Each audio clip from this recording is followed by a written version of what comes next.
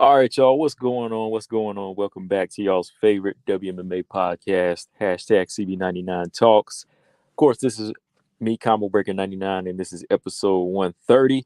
All right, y'all. We are 130 episodes deep. Back again, back again. And, I'm going to thank everybody that's been, always tuning into the show and the new subscribers. So to the new subscribers, welcome. Just so y'all know, this is a platform that focuses on WMMA. For y'all that are just coming in, if y'all want like just all around MMA, it depends. I can talk, I can do some videos on certain things and talk about MMA because I watch all MMA, but I specifically focus on the women because there's not too many platforms that just talk about WMMA. There's just not a lot of platforms that follow that. So thanks to all the new subscribers coming through, and if that's what you're looking for, that's what I'm gonna be bringing. All right. So yeah, man, welcome back to another episode. Been another busy one, man. Busy week, busy weeks. Lot going on. So it takes time to get on and do a show. So as of lately, I used to be on the weekly Tuesday schedule. At least at like by 7 p.m. But as things change in life, I've been on like every 2 weeks now. So that's what you can probably expect me at right now with dropping these shows probably like every 2 weeks. If it's a good week, then I'll drop one every week. Or if it's something breaking, some breaking news or something, anything like that, I'll come through as quick as I can. As far as like doing it weekly again. But yeah, man, thanks for everybody still coming through and leaving a lot of comments. Like I said, subscriber count's been going up, and I appreciate that, man, because I love talking about the sport, and I just like chatting with y'all in the lives and everything. So yeah, man, keep on listening, man. But not much was going on this weekend as far as, well, we had 3 fights. Let me put it that way. We had 3 fights in the UFC, and we have some Combate fights, which I'm gonna come back and talk about in some other videos because Combate's been heating up. They got a lot of good talent over there. Everywhere from like bantamweight, flyweight. You got some atom weights and straw weights over in Combate. So there was a couple of fights this past Saturday I want to go back and talk about in some other videos. But yeah, this past weekend I said there wasn't that much action because not too many people were happy with the performances from the ladies on the 3 fights we had on this UFC on this past UFC card. And I'll talk about it here in a minute. I'm gonna go into that. So we'll talk about the results. Boxing. We had some women's boxing. That's always good. I tuned into that, and there was some just good heavyweight boxing. So just a lot of stuff I was watching, man. And at the time of the recording of this episode, I just got done watching the Tough House again, man. And wow, spoiler alert, 0-6. Let me go ahead and put that out there. Let's talk about that just a little bit, man.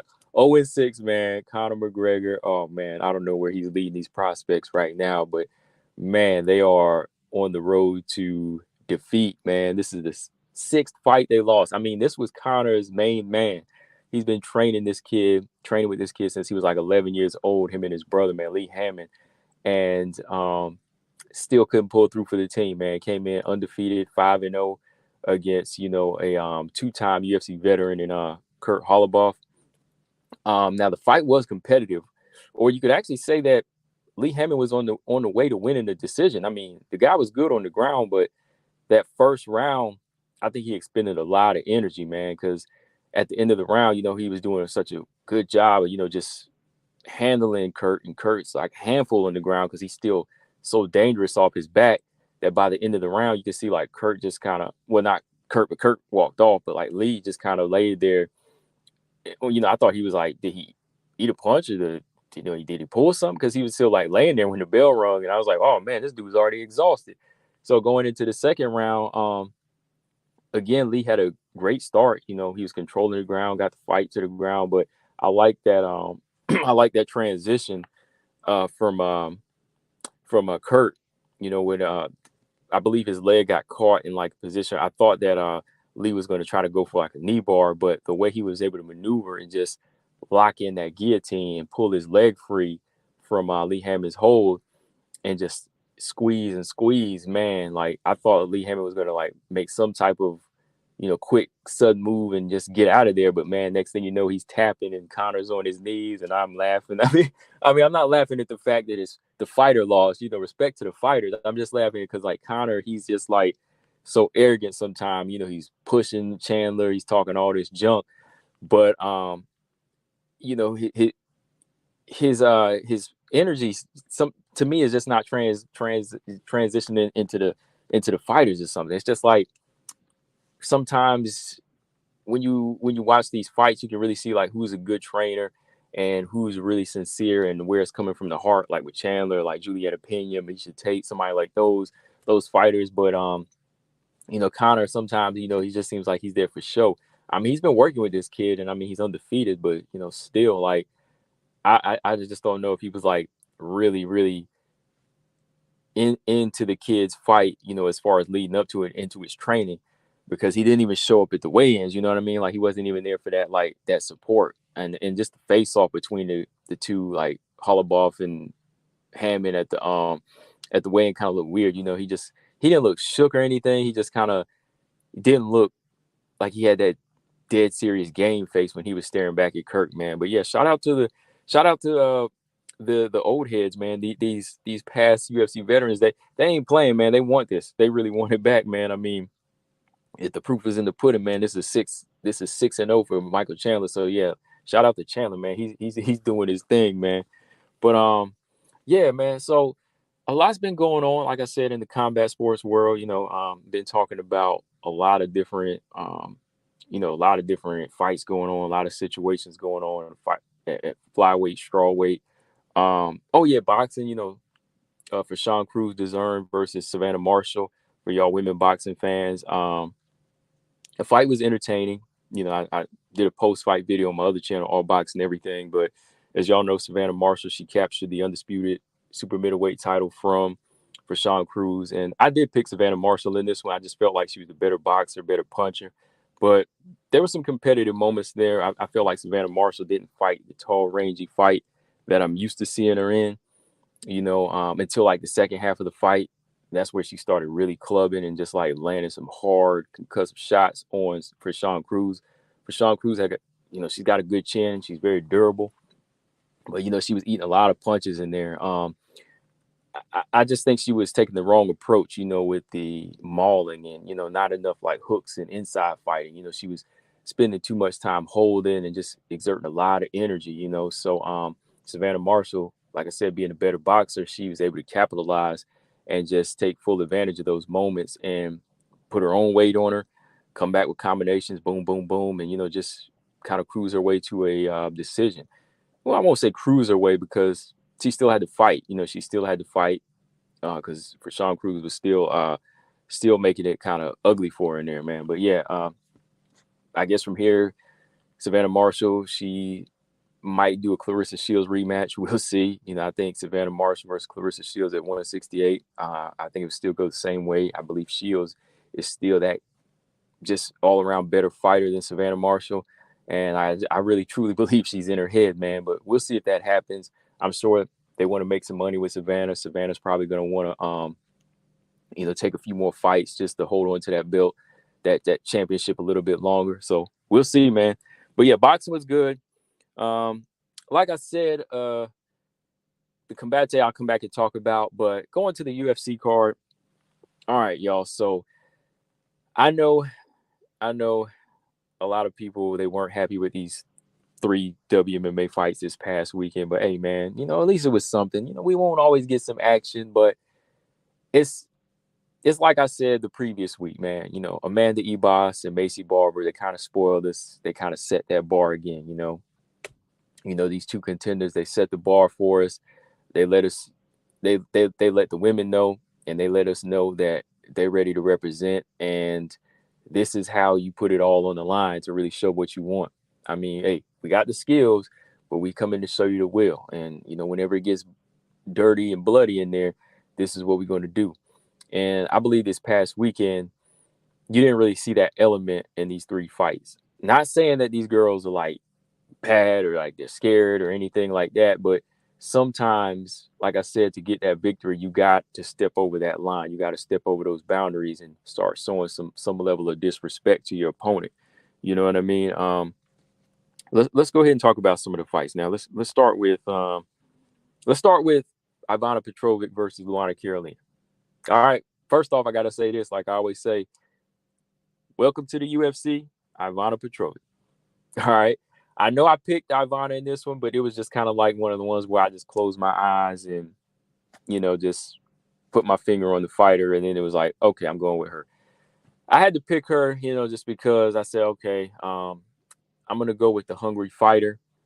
But like I said, this ain't gonna be. It looks like an easy fight on paper, but style wise, this might be a bad matchup here because Ivana Petrovic, she's a good grappler, but she's never faced anybody with this type of footwork. So I said, don't be surprised. Like all three of these fights this weekend were pretty much like dead even fights. They could have went either way. They were dead even as far as how they matched up, but they truly played out as far as they could have gone either way with the results. To me, Petrovic, she could have done enough in the scorecards, but then again, Luana Carolina definitely showed some improvements, and she definitely exposed some things in Ivana Petrovic. And that's what I've been talking about, man, with some of these regional well, I won't say, full on regional champ. Well, they are kind of regional champions, right? Because I'm not saying regional like amateur, but, regional as far as just smaller circuit. Like these champions, sometimes I think it's better, when they take the time to grow and defend their belt. That's why I did that video a while back about LFA champions. But I'm not just talking about LFA champions. I'm talking about all of them. I'm talking about all of them. Invicta, Aries, UAE, Cage Fury, all of those champions. I kind of feel like it's wise for them to grow. Now, I know they want to wear that uniform, the UFC uniform, and they want to do it mostly for the money. But to me, I think if they want longevity, I think there should be a part of them that wants to be patient and take the time to grow. You know what I mean? Like just take the time, the 2 or 3 years, go the traveling to other organizations, put that, sacrifice, put that hard work in for about another 3-4 years, and then you'll be primed and ready to go when you're like 28, 29 to go into the UFC and run things, right? Because even if you look at fighters like I say, Manon Fiorot, she's already in her 30s whenever she got into the UFC. That's why I'm just feeling like she's in much more mature position of where she wants to go. But sometimes these younger ones that get signed, early 20s and haven't really touched that much competition. And like I said, I'm guilty of like fighters like Teresa Beleda. They jumped in early and she's only like what, 21, 22. They get a rude awakening, right? So I just feel like now when you look at it, you got to say, oh, like some of these fighters, maybe they should take their time because the quicker they jump in, the quicker they can be exposed. And sometimes, yeah, it's good to get signed and you can see what the UFC is about. You can get your feet wet, but it's like you might lose something too. You might lose something physically or mentally by taking on some pit bulls and some sharks at an early age, So sometimes I'd rather see these fighters just do the groundwork, put all that work in now, and then get signed, shop, not necessarily shop around, but jump around and get belts, jump around and get belts from other organizations along the way before you just jump at the first UFC contract. Because when I heard Ivana Petrovic was signed, I said, I talked about it, right? There was always some things I said that need to be improved before she jumps over. But I said with her having that grappling foundation, she might have a chance. But whenever it was Luana Carolina, like I told y'all, it could be a footwork thing and a whole nother world with striking. Maybe if it was a grappler she was dealing with, she would have a better chance. But when it came down to this type of Muay Thai fighter and this type of striker, it kind of gave her a different look. I mean, let's talk about the fight a little bit because I didn't do post-fight videos for these fights, and I'm gonna start doing that. I might start doing that. I'm not trying to punish y'all. I'm not trying to punish the ladies, man. Every now and then I will, but sometimes when the fight doesn't have that action element, or if it doesn't like boom, wow everybody, or if nobody's really asking me about a video or my thoughts on a fight, I might cut back on doing them. All right, y'all see I didn't do any for these fights, but I was going to do one for Lipski Gatto, but I got kind of caught up. I was kind of busy, but y'all notice I didn't jump on a ASAP, And again, like I said, I wanted to see a little bit more effort. I did want to see a little bit more effort in the performance, even from Petrovic. I mean, right away, I thought Carolina was showing some good striking. She was out striking Petrovic. It was actually looking good, defense and offense on the ground too in the first round. Like when Petrovic would try to get this fight to the ground, you could just see like Carolina's developed strength. She was actually getting top control and working on and actually doing some nice work on the ground. Like she would maneuver, get that top position and kind of land some strikes on Petrovic. Petrovic, her grappling and strength, it just wasn't effective enough. She had difficulty closing the distance, like I said. And, she was just getting touched up by those straight strikes of Luana Carolina. Every now and then, Petrovic, she would step in with her left hand. She would crack Carolina with like a good 1-2 and, kind of back her up. But Carolina was never really feeling like, oh, I had power to respect and I'm going to keep on doing what I'm doing. Long strikes, you take me down or try to take me down, I can hold my own on the fence. Petrovic, to me, she kind of struggled to get Luana down at times and couldn't really get off on the cage. She couldn't get off on the cage, use her strength. Luana started delivering some nice knees to the body. I believe it was like around the second round. Luana landed some decent combos, just made it another ugly round for Ivana. Third round, you could kind of see like in the facial expression. I don't know if Petrovic was kind of gassing out. She kept blinking, kind of breathing heavy. Petrovic, she finally was. I feel like she kind of wanted to put her foot on the gas. She just couldn't find the rhythm. Luana, her movement and ability, to me, it was just too effective, even on the ground, which to me would have made it more of an it would have made it more of an easy win for Petrovic if she could have found that rhythm. If she could have found that rhythm, because she could have got the fight to the ground more. I think Petrovic, she did win the last round with her grappling and that submission attempt she had, like it was a knee bar, but you can definitely see that she's in need of work, man. And you definitely see the levels in this fight. You could really see those levels in this fight that I was talking about.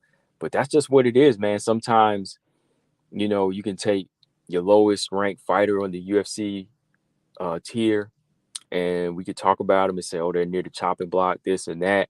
But when they face off against a young, fresh, undefeated, hungry fighter from a lower organization, I mean, you just never know what's going to happen. And things like this happen, and you say, wow, like Luana Carolina, if she does this, like how much work does Petrovic gotta go back and commit to? You know what I mean? Like, what does she got to do to get better? I mean, evidence is there, right? It's all there. So fighters like this, man, sometimes they just have to make that choice to me and say, okay, the UFC is offering us a deal. Maybe we should wait. They'll come back. I think the better we look, they'll come back. Because sometimes they just see a few ladies and they say, "Oh, we need more ladies. Let's just sign them." Luana Santos is next. I can't remember who she's gonna be. Oh, Juju Miller. She's fighting next. And now we got Gabriela Fernandez also, man, on a 2-fight losing streak now. So when you look at these fighters, sometimes they have to. The people signing and scouting them, they kind of have to look at them first and say, are they worth signing? Can they beat our lowest in the UFC? Can they beat them? That's something they have to kind of question. And just because they look good on the underground circuit or like the regional circuit doesn't necessarily mean they'll be a threat to the UFC. Like, there's something else you got to look for. And I'm like, look, my triple threat, what I mean? Like, I picked them for a reason, man, because they had something. It wasn't just an undefeated record. It just wasn't a fresh face. It just wasn't a particular style I liked, because some people don't think I don't like grapplers, but I do. And Erin is a great grappler, and I think she'll be champion one day, right? I knew she was bringing that type of energy from the jump, right? So I think fighters like that, man, like you have special cases. You really have to sit down and watch them, man, and just say, okay, that's the one. But there's fighters like Petrovic. I would have seen them and be like, nah, I'm not ready to sign her yet. And Gabriela Fernandez, looking good on the feet, but what can she offer on the ground, right? Just certain things like that, man. You really have to kind of look at. So I don't know. there's a certain thing that the UFC does when they sign these fighters. It's them, not me. But that's just me, man. I was just like Petrovic could have used some more work. I wanted to see her go to Invicta or LFA or something like that first before she jumped in here. But she's here now, so all we can say is she's got to learn how to close the distance. Got to get a little bit stronger, and yeah, closing distance, that's a big part of it, and just kind of work on her striking IQ. That's a big part of it. That's something I was saying before she got into the UFC. All right. So yeah, shout out to Luana Carolina though, man. She keeping her career afloat. I ain't mad at her. Ain't mad at her at all.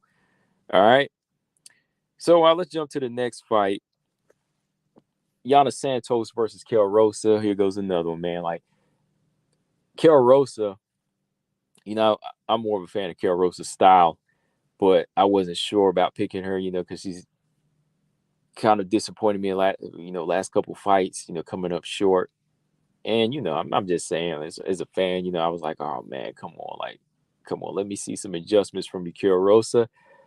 So I wasn't really too sure about picking her in this. Again, this is one where I closed my eyes and said, okay, maybe Yana, right? Okay, once again, Yana Santos at 145 to me, my personal opinion, isn't any much different from 135 Santos. Okay. Like I didn't see much of a power difference, didn't really see much of a high energy difference or a physical strength difference in this fight. Maybe I seen a little bit of physical strength, but I didn't really see her sit down on anything or do any serious damage to Kel Rosa. To me, it was mostly Kel Rosa still controlling that pace when it came down to the feet.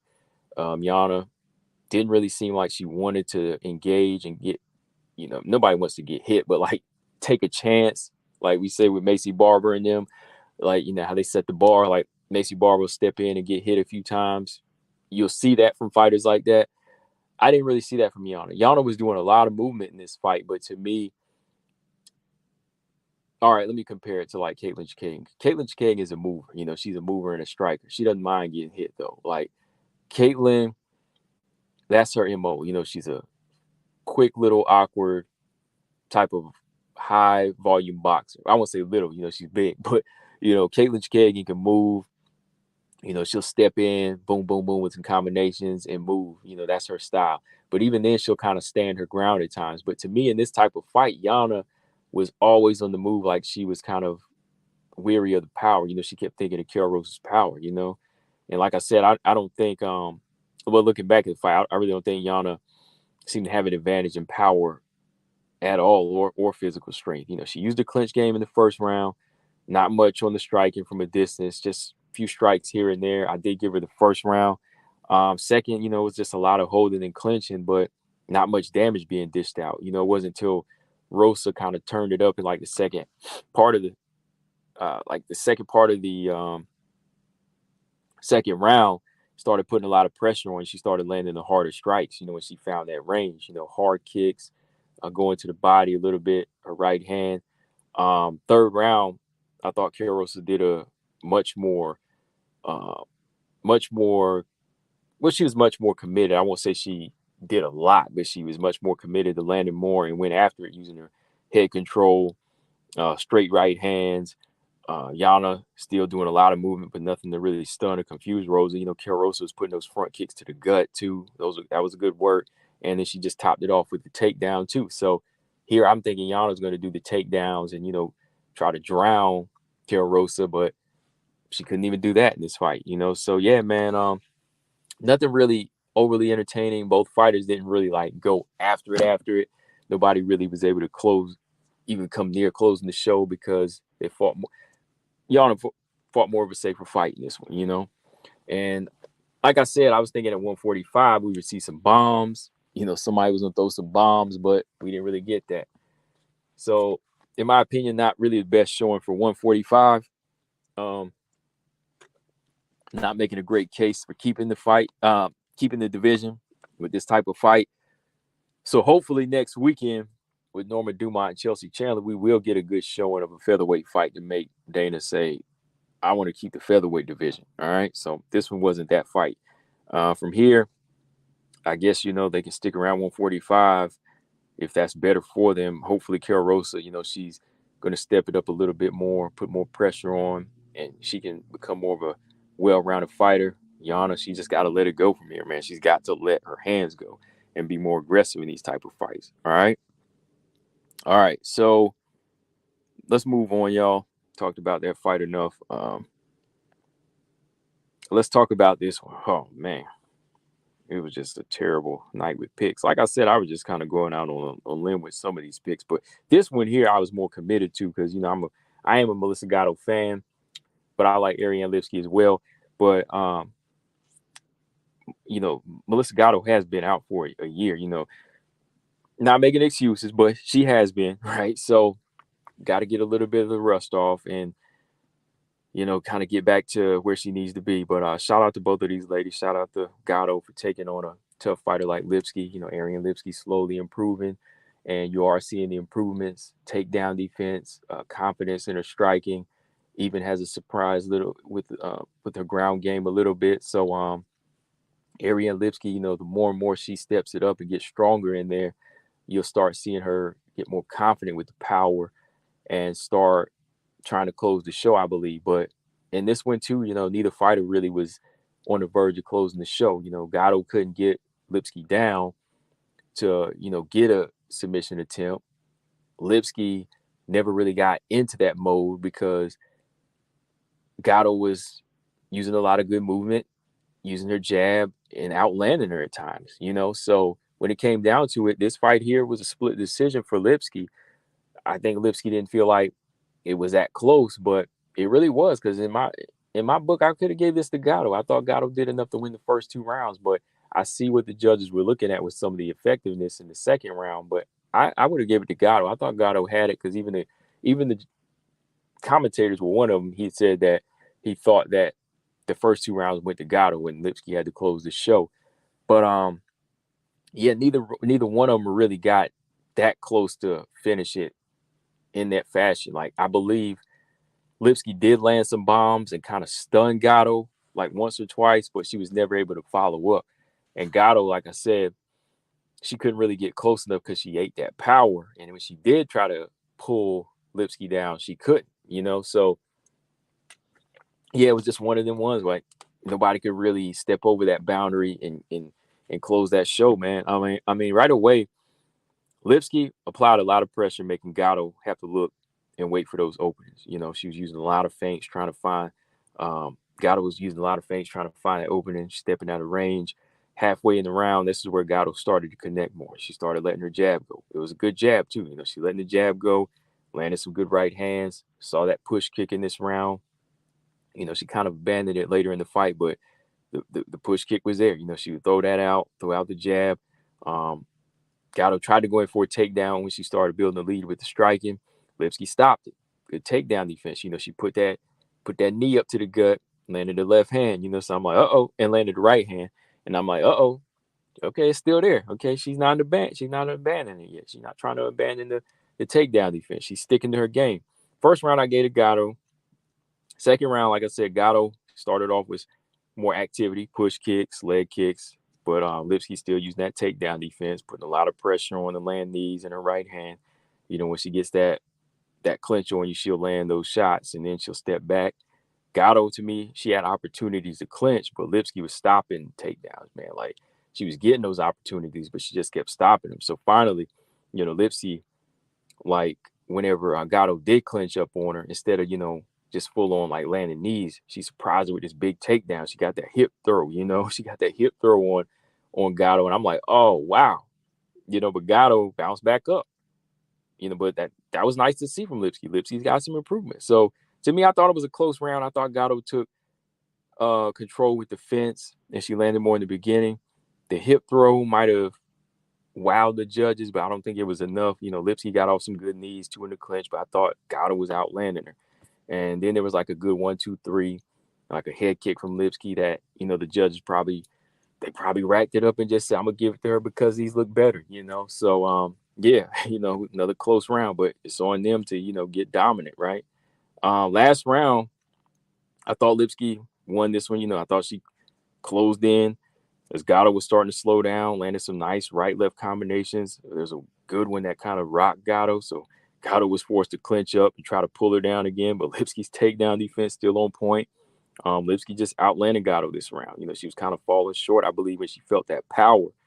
It kind of put her in that mode, so she went for another takedown. But pulling Lipski down, Lipski actually wound up on top. So yeah, Lipski was in charge with certain things here.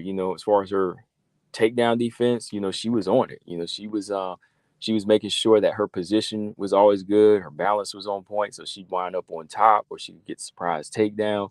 So I saw a lot of improvements there. So when the judges gave it to her, I wasn't mad at that. I just thought Gatto might have edged it, and you couldn't really argue it either way. But when it came down to it, yeah, you see improvements in Lipski. It wasn't a bad fight. It wasn't a bad fight, man. I like this fight. It was more of a chess match, but we hold the fighters to a certain standard. We want to see them do some things. Like I did want to see Gatto take more of a chance, but she has been out for over a year. Even Lipski, I want to see her go after it a little bit more. Maybe if she pushed it, she wouldn't have got a split decision, right? So that's just how it goes sometimes. We have these type of weekends, man. But it was a good fight. I guess from here, Lipski. Let me check the record now. Let me pull out the resume here because I wanna judge it right first. I want to gauge Ariane Lipski right as far as what should be next for her. If she got 3 in a row, it might be time for a top 15 fighter, right? If not, we could see her fight Karine Silva, Marina Moreau winner, right? Yeah, let me go ahead and pull up the resume while I got this opened up. Okay, that's 2 in a row. Because she had lost to Cachoeira. Before that, she beat Mandy Bohm. Okay, she beat JJ Aldridge and Gatto. Those are 2 good fighters, right? She beat 2 good fighters right there. So, Casey O'Neill Araujo winner, Miranda Maverick. I believe somebody wanted to see that fight, Miranda Maverick versus Lipski. But I'm telling you, shout out to my girl Miranda. She's going to have to be wide awake for this one because this girl is getting better. So if Miranda wants this fight, that's a good one. And that's another good fight for Miranda on her resume too, So, she'll have to be prepared for it because this is a legit opponent here. I think Miranda could do it if it gets to the ground, but she's got to get by the striking. So, yeah, Miranda Maverick fight, that's a good one for her. If not, they can shop around in the top 15 somewhere in the lower half and wait for a winner of one of those fights. As for Melissa Gatto, what's next for her? Another unranked fighter, basically. Montana De La Rosa's there. Montana De La Rosa. Who else can we throw some names out in the comment section if y'all can think of somebody for Gatto? Because after that one, it's kind of like, hey, you got to go back to the drawing board and reawaken that killer instinct in you. JJ Aldridge, take on that common opponent. Dang, yeah. I've gone through and named every single unranked fighter before, but my mind's kind of going on a blank here when I'm not looking at all of them. I'm trying not to give away too many of the young fighters like a Gabriela Fernandez. It's got to be like a Gatto versus De La Rosa at this point. JJ Aldridge.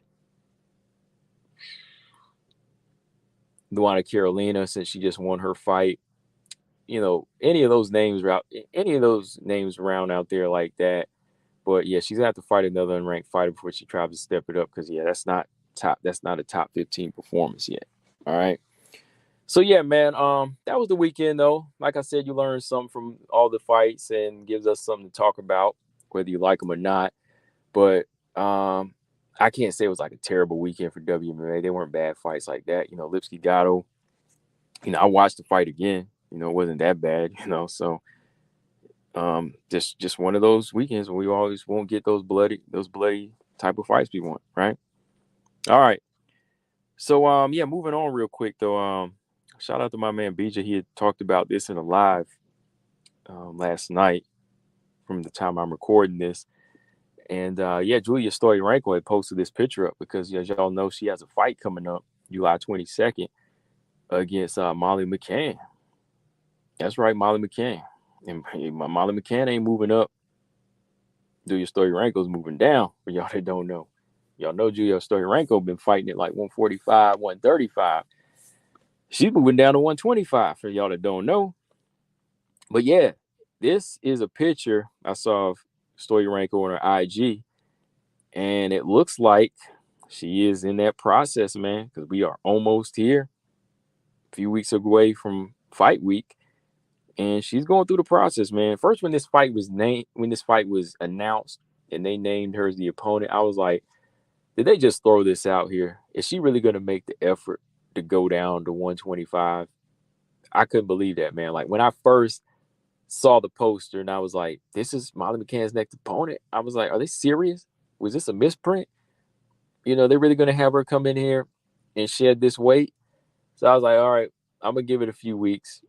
We'll give it a few weeks from the announcement date, and we'll see if Stoyarenko pulls out. But hey, Stoyarenko ain't pulling out. She's doing it, man. I mean, if y'all read the caption on IG, she said, hey, enjoy the process and patience. A lot of patience. All right. So it appears that she's going through it, like she said, hashtag patience, hashtag step by step, and smile, So she's going through a process. So I guess the way we've seen her look on the scales before, and her kind of killing herself to make weight, passing out just for 135, seeing her move down to 125 just didn't seem doable, right? But it looks like she's going through a process, and as long as she's doing it the right way, then maybe there's some hope here. I just don't know, like, if her power will be there, how her physical strength's going to hold up. Is the cardio going to be there? There's going to be a lot of questions. Like, you might feel good walking around at this weight. Body might be a little bit cleaner, but how will it be for fighting condition at this point, right? Because it's going to be a different weight class, and it's going to be a different approach now. Different type of body that's going to be pushing itself to the limit round after round. So hopefully that's the process that they've been going through, as far as training, as far as grappling and everything, and, fighting a high-paced striker like Molly McCann. Hopefully they're ready for that, though, I mean, her body doesn't look bad. I mean, it just looks new. It looks new to us, but I mean, she's definitely shedding the weight off, and she doesn't look sick or anything. You know, it doesn't look skeletal, but it's just something that looks new on her. It looks kind of draining, but there is a little bit of definition in her body. I remember a little while back, Justine Keesh, whenever she got all ripped, when she moved down to 125, she was like on this diet and everything, training and lifting, and she looked really good, like ripped. But Stoyarenko doesn't look that bad, That definitely doesn't look that bad. And I guess, she's been doing the right thing. So maybe this is good for her. This was a good way to kind of clean her body and find out what she can really, what her intake needs to be, and where she was really at, like, health wise, So yeah, man, I'm wishing her the best in this fight. I'm hoping that, she makes it on scale, and she makes it there safe, and she's healthy. And I hope she is doing this the right way. I hope there was no other, like, shortcuts they've taken to get down to this weight, right? So yeah, y'all let me know in the comment section what y'all think about it, about her move down. Will she be able to carry power? Will she be able to carry physical strength? Let me know. All right, so let's move on. Yeah, we're talking about this again. We're going to be talking about this until the fight happens, because this is a weird one. Not really weird, but, it was just kind of like a step in a different direction when we had other fights that could have been made. And I'm not talking about the whole fight as I'm not talking about the fight as a whole. I'm not going to break this thing down. But as y'all know, Rosa Namajunas is moving up to 125 September 2nd to take on Manon Fiorot.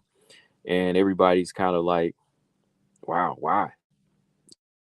Even JoJo's kind of giving her thoughts and said, maybe she shouldn't be doing this, or why is she doing this now? Why is she stepping up to the plate at 125? Because it can be a tough task. Because even JoJo said it's different than, she said that, like she said, the weight class is different than strawweight. 125 is definitely different. So Rose Namajunas definitely got a lot of people asking questions and wondering why, and that's why I want to talk about in this segment real quick. Like, the whole purpose of this Rose Namajunas move up at this point? You know, is this another chapter where she's trying to find like a reason to fight? Because as y'all know, Rose, she's kind of one of those fighters that I believe, she has to find the next highest mountain to really like get motivated to be able to accomplish it. And I'm not saying that as a bad thing. Not everybody is somebody that just likes to fight. Not everybody's just that born type of fighter that says, "Oh yeah, I like to do this for a living." Like a Roxy that just shows up to fight. It's like, I love it. This is all I want to do. I just want to fight, fight, fight. Some people, and I said this before, that's what separates fighters from champions. Somebody that wants to be champion versus somebody that just likes to fight. And that's no knock to the fighter, because the fighter that just wants to be a fighter, because sometimes they're like, hey, I'm content. If I get the belt, fine. If I get to fight for the belt, it's okay. If I never get the belt, that's also good, right? There's people like that.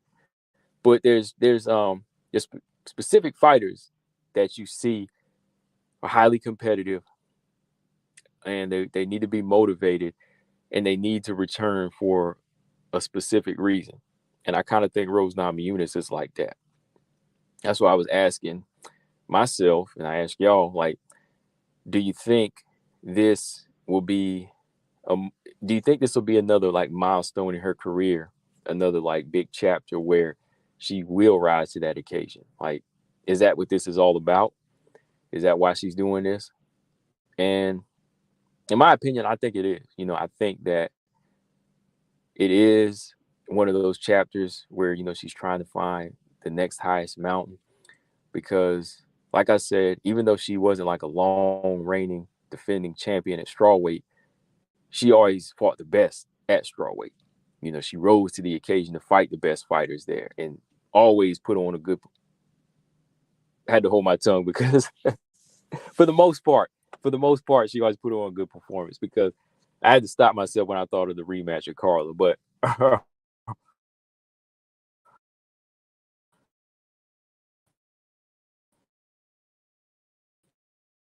it's right. Champions, whether it be Joanna, Wei Lee, or Jessica Andrade. I'll leave it at that. Even some of her other fights, the Page fight, the Waterson fight, they were in Carolina. Those were entertaining fights. The non-title fight with Jessica Andrade, they were all entertaining. She was always taking on the best fighters, right?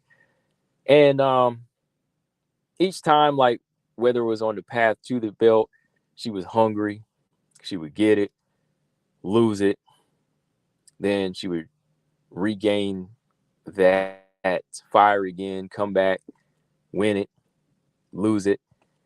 And after you do that a certain amount of times and you don't really feel that fire, you have to look for the next thing. Like, you fought everybody in the division. Like, what would the next best thing be, right?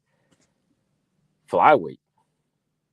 And it was kind of talked about in other interviews where, she was getting bigger, getting a little bit bulkier, and flyweight came up. She didn't really want to say, but I could see it in her face. Like, I did talk about it with y'all, because I was like, I'm smelling a flyweight move up here.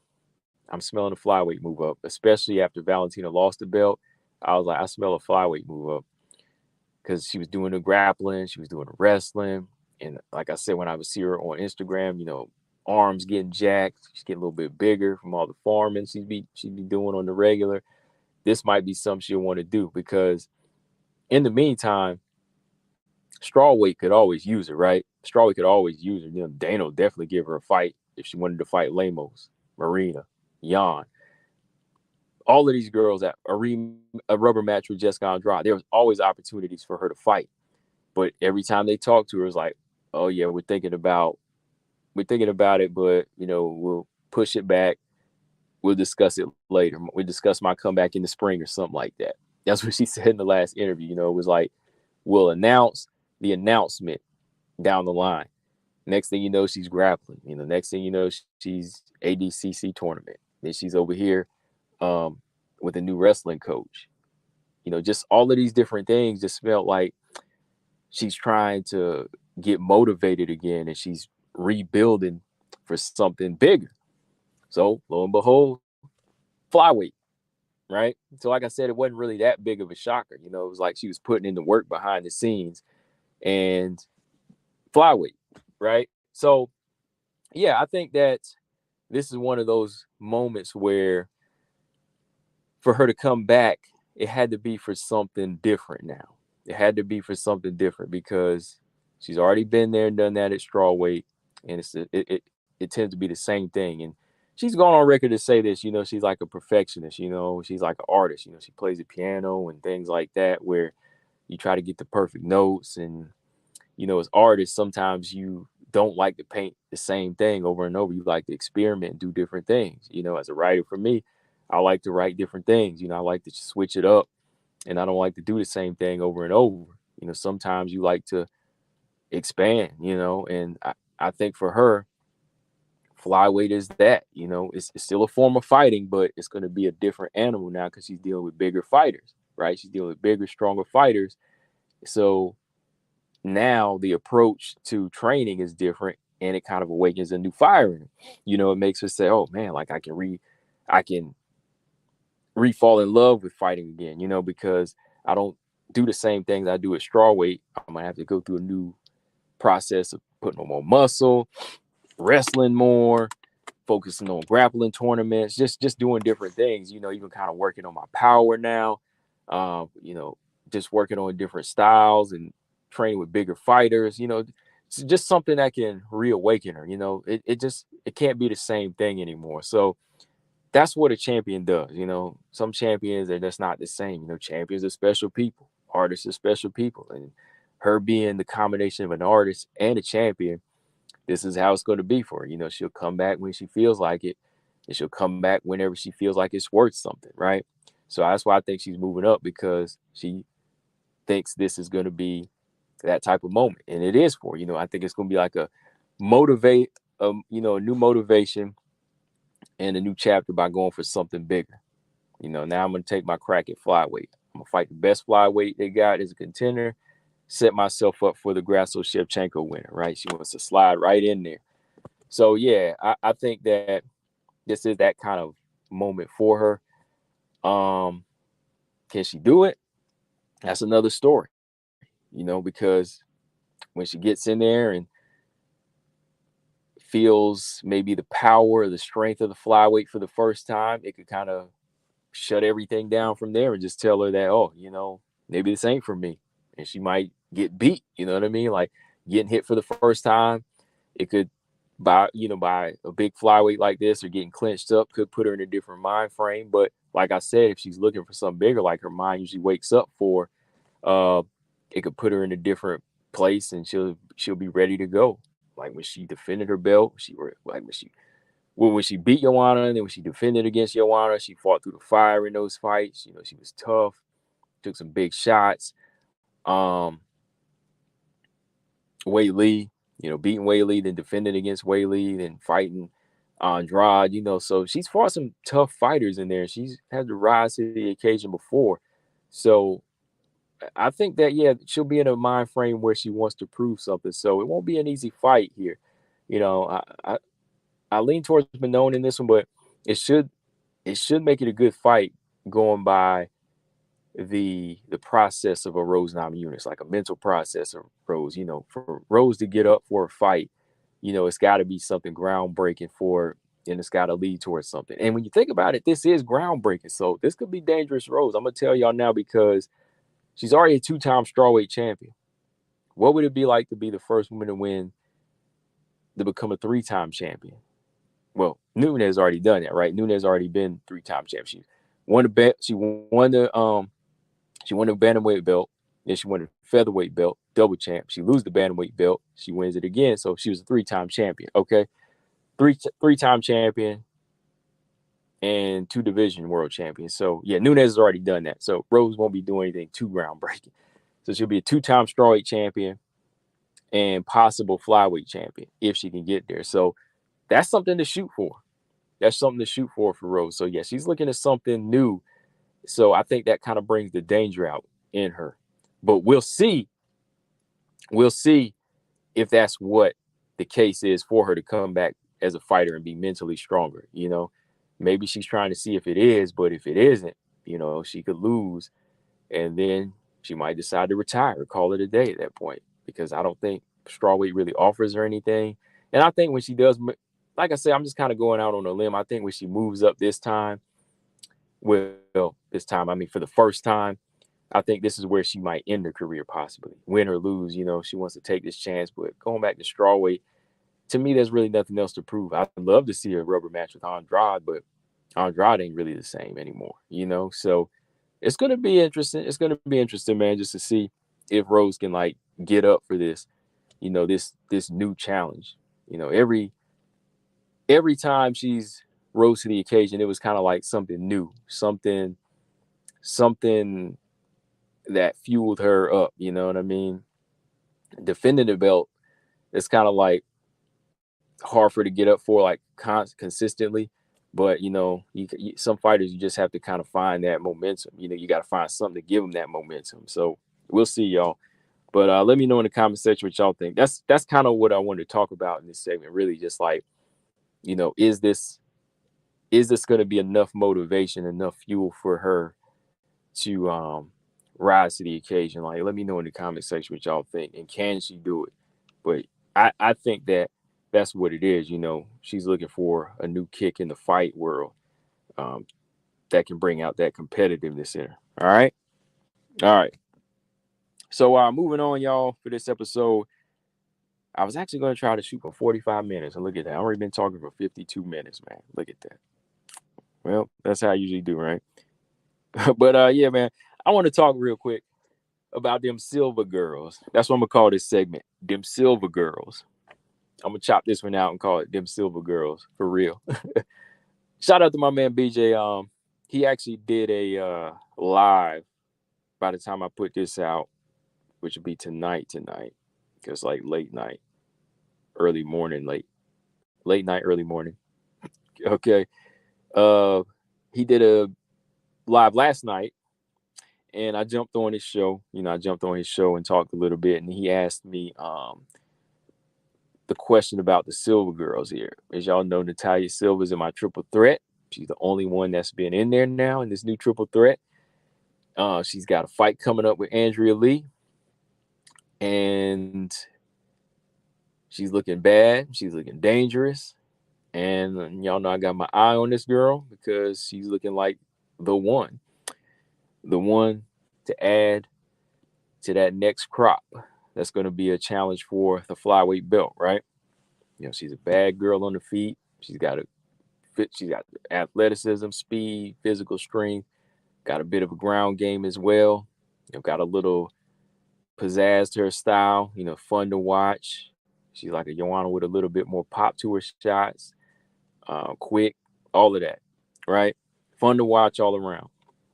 Then you got Karine Silva, who I love to bring this up just because she's the only one with it. The 100% finish rate, all finishes, TKOs, and many submissions on her resume, and she's continuing that so far in the UFC with what she's got, with what's been given to her.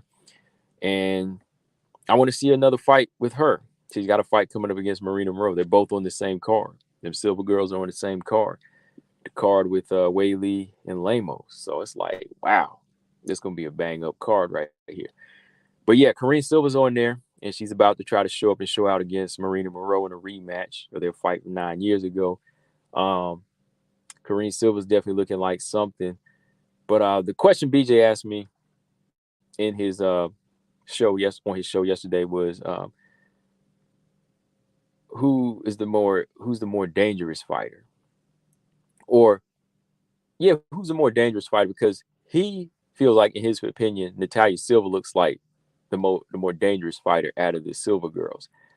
And to me, I can see where he's coming from because we've already seen the work put in, right? Natalia Silva's already beat 3 fighters in dominant fashion. So she's definitely looking like a dangerous fighter. The scary fighter, but to me, I think that Karine Silva, I think she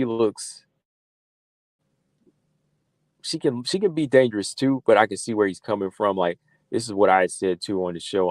I can see where he's coming from as far as Natalia Silva being like the more dangerous fighter, because we've seen her use a little bit of everything in her fights, and we've seen her control fights now.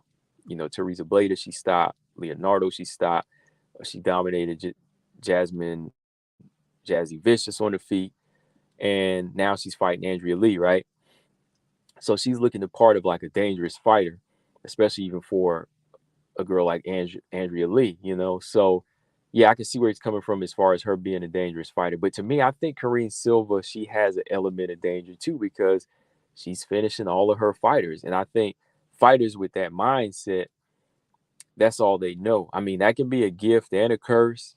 Like when you look at fighters like Deontay Wilder, it's a gift because they're always one punch away from knocking somebody out.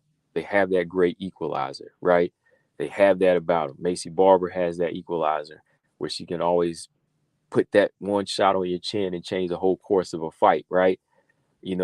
That's a beautiful thing. That's a gift to have that heavy hand like that. The curse is, how do you the curse is going to be your reaction to not being able to stop a fighter, fighting a well-rounded fighter that can neutralize your power, or take away your ground game, you know what I mean, or keeps you at bay for the majority of the fight, or takes away all of your weapons and takes you into deep waters, right? That's the curse there. That's the curse. Like, we've seen it with Wilder, we've seen it with Macy Barber now. So it's kind of a gift and a curse to have that finishing rate, but I still think that makes her a dangerous fighter. We just haven't seen her against a well-rounded fighter yet in the UFC, but there's still a dangerous element to her.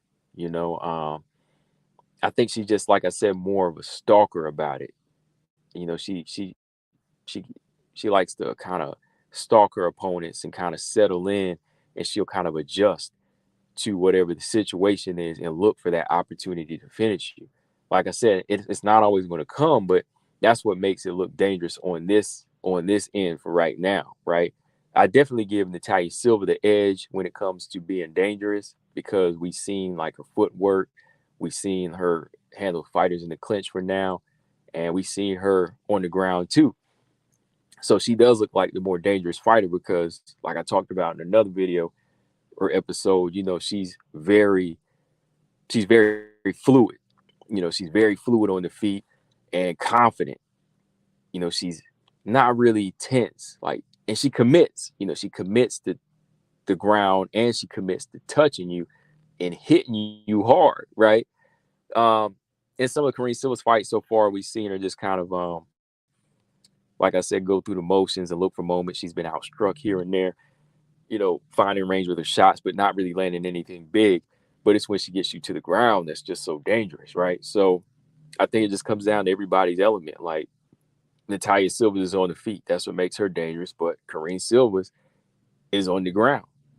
And when she's on the ground, she's dangerous, right? So I think it's kind of even now because they're both unranked, and they both beat a crop of unranked fighters with dangerous, with their dangerous elements, So to me, Natalia Silva has the edge, but I would still say Karine Silva is looking like a danger to the girls on this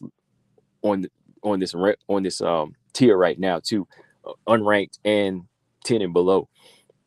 Just because her mind frame is to finish. Like I said, when you have that finish mind frame, you're always going to go for that. Dangerous now, like I said, it's a gift.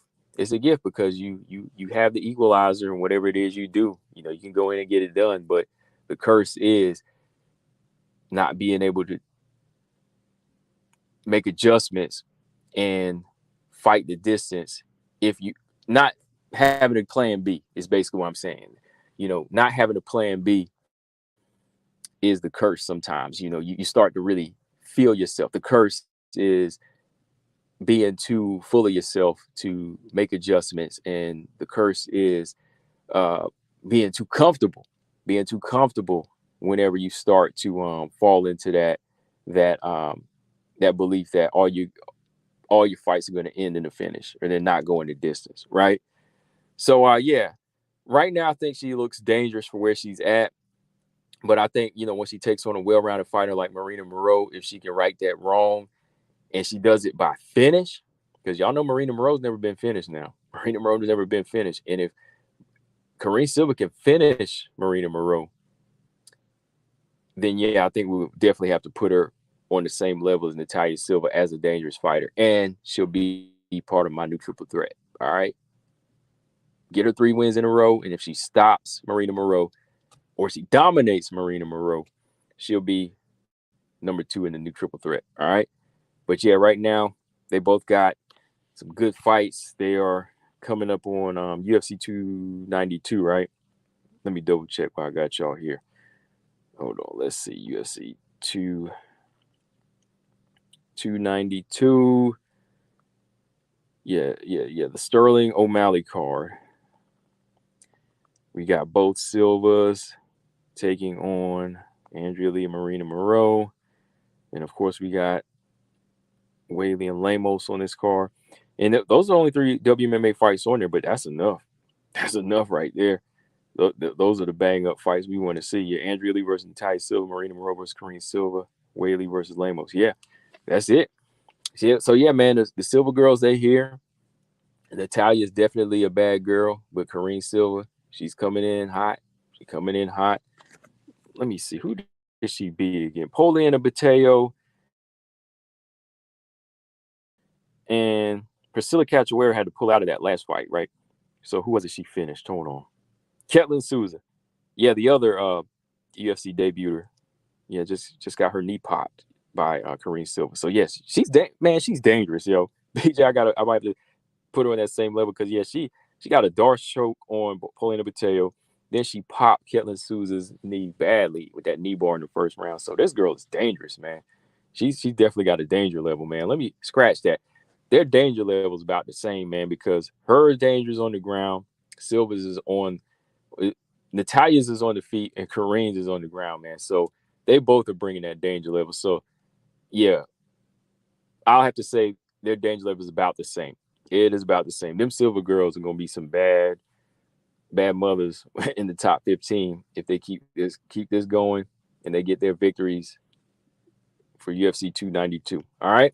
But let me know in the comment section who you think is the baddest, who you think is most dangerous, Natalia or Kareem, or both. Do you see both hitting that top 10, top 5?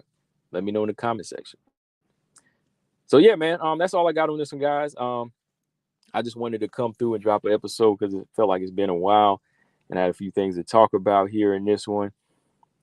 This weekend we have hold on, y'all, because I'm not going to talk about the fight or do a pick on it on this episode. So yeah. New UFC 290 is this weekend coming up. Alexander Volkanovski, Yair Rodriguez.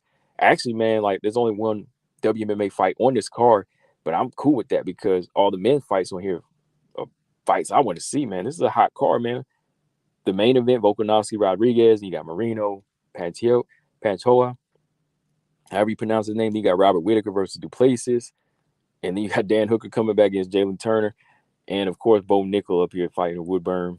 2 undefeated fighters, but, they're feeding Bo Nickel some guys right now. So, I'm waiting for Bo Nickel to get some competition, though.